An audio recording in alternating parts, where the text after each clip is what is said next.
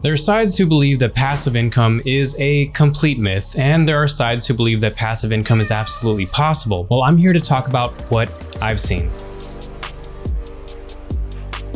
I'm Nick and I work for Empire Flippers, which is an online business brokerage and a marketplace that helps people to sell and buy online businesses. And I've looked through hundreds of businesses over the past several years, and I've written the listing information for hundreds of more businesses that have appeared on the marketplace. And one piece of information on the listing is the number of hours spent working on businesses and what the business owner or the seller spends their time doing. So this answer varies depending on a few variables that I'll get into in a moment. But first, a little bit about my own experience and why I think this topic is important. So the first business that I ever built was a candle business, and this was in about 2015, and I didn't know much about, well, anything. I didn't know about selling on Amazon. I didn't understand working with manufacturers. I didn't understand logistics. I didn't understand really anything about online business. I just loved the thought of creating something, and I loved the creative part of building a business and bringing a product to life. And the launch itself was a ton of work, but it felt like a huge accomplishment.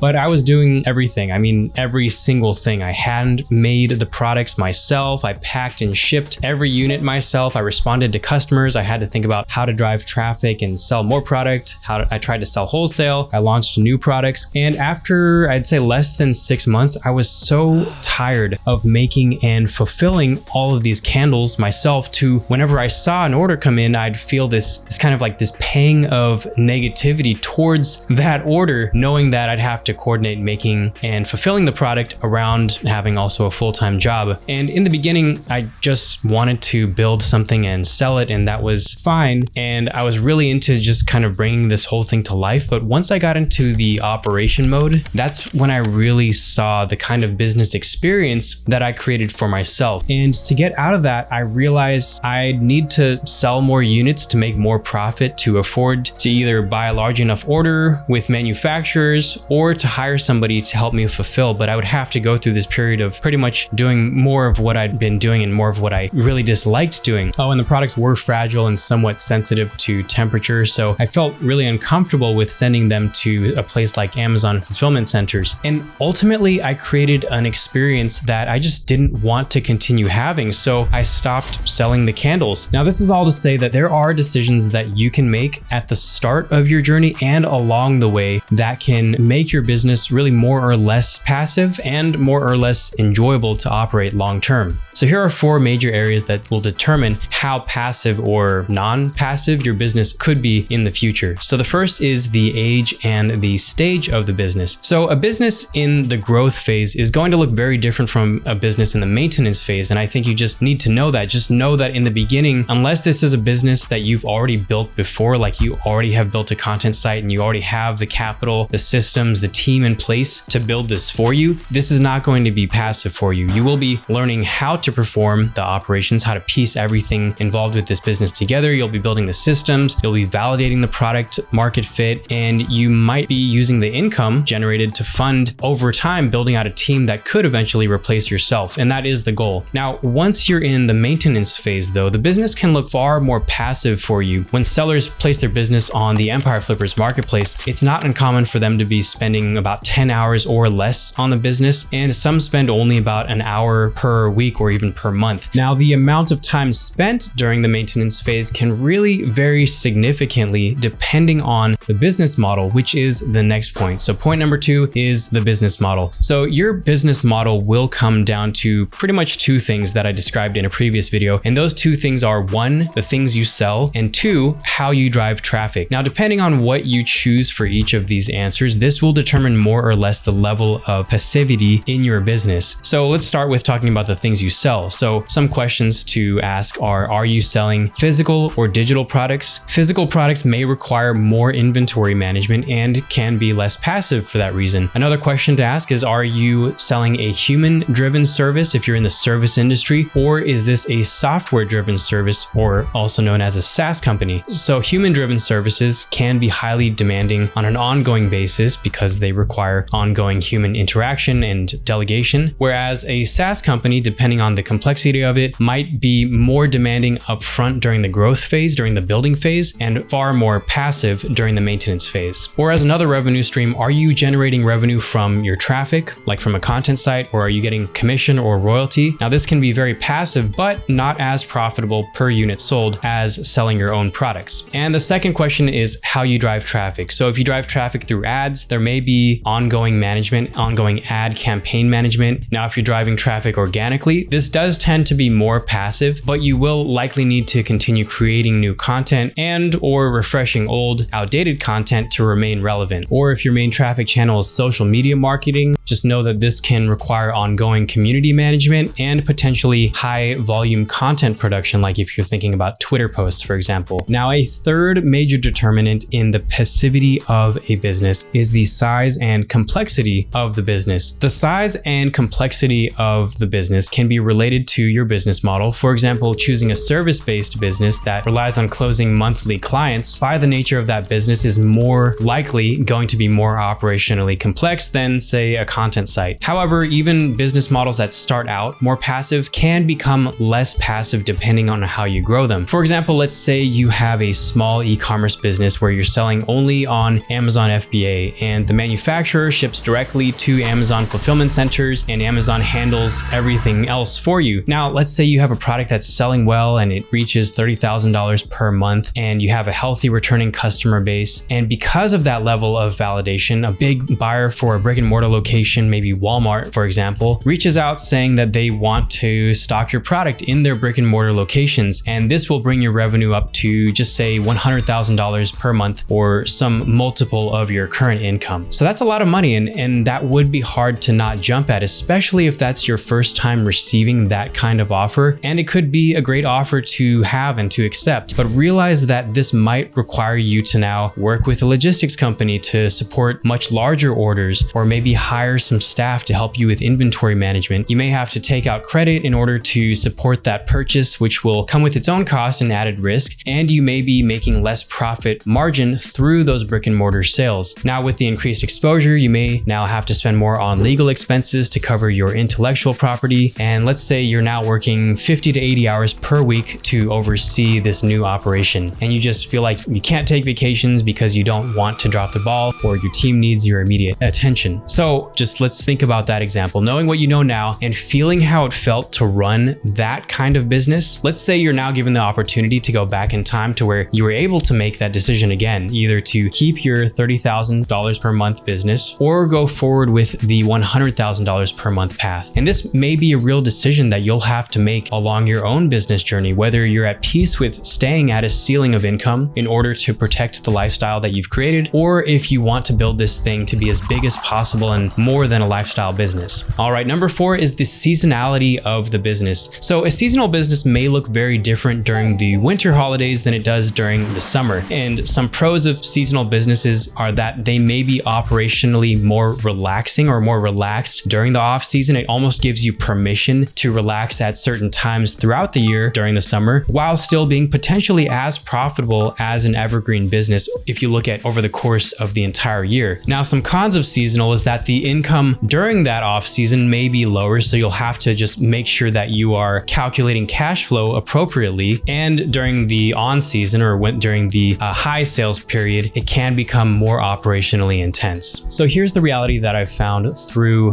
just interacting with all these businesses is that it is possible to create something that can be operationally passive, but you will still likely spend your time on the business in some capacity, no matter at what level of business. I mean, during the early stage, certainly when you're growing the business, but even at a more advanced stage of the business, you're still likely going to want to have a managerial presence with the business, if even to make sure you're just remaining competitive and that everything is running as it should be. Now, every now and then I will come across a business listing where the owner says they spend maybe 30 minutes per month on the business and they just make money from it. But in most cases, unless you have a patent or something where you're making royalties off of other people profiting from your name or a thing that you've built, then you will still need to spend some time on the business. But the good news is you can choose the type of experience that you want to have with your business. You can choose how complex your business gets. You can choose even how large your business gets to an extent. You you can choose to get into a niche or brand that tends to be more seasonal or more evergreen. So even if a 100% passive business may not be a reality for you, that doesn't mean that you shouldn't choose business models and build business systems that enable passivity, because by passive, I'm ultimately saying that it can continue to operate and even grow without your continued input, because there is a trap waiting on the opposite side for those who believe that there is no such thing as passivity, so you shouldn't even try. And then as a business owner, think they need to be a specialist within their business, and they find it hard to get to a place where they're working on the business instead of in it. And those types of businesses can eventually become really fatiguing to run, I know from personal experience, as well as difficult to sell those businesses in the future should you want to do that. So there are ways to build businesses to closer or further to how you want. And I think a big part of that is just knowing what you want out of a business and how you want the business to look. And a large part of even knowing that is knowing what exists and what other people out there are building every day. And one way you can do that is by joining our free newsletter if you want to. It's called This Week in M&A, and it comes out every week covering news in the online business space. And I will leave a link to that below if you're interested. And if you want to take a look at this video, which is my business blueprint breakdown of Brian Johnson, the founder of Blueprint, a reverse aging company. That was a lot of B's. So click on that video if you're interested. And that's all for now. See you next time.